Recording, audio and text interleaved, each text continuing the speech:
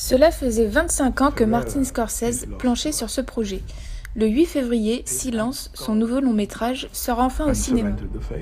That's not possible. Father Ferreira risked his life to spread our faith all over Japan. L'histoire se déroule dans le Japon du XVIIe siècle, à l'époque d'Edo, une période trouble dans l'histoire du pays du soleil levant.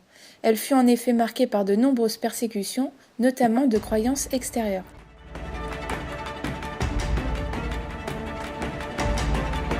Le film raconte l'histoire de deux missionnaires jésuites partis à la recherche de leur mentor porté disparu.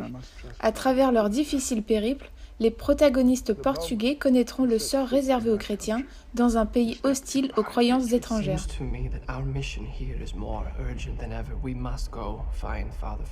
Dans Silence, la foi des jésuites est régulièrement mise à l'épreuve. Martin Scorsese a tenu à filmer la cruauté des persécuteurs envers les martyrs. Il y a évidemment un côté religieux dans ce film, mais la foi a toujours été un thème récurrent chez Scorsese. Ici, son silence est bel et bien universel. Visuellement, le silence de Scorsese est réussi.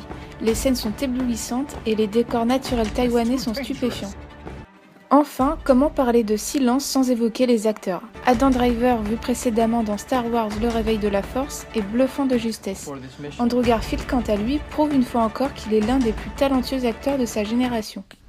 Our Lord said to them, "Go ye into the whole world and preach the gospel to every living creature."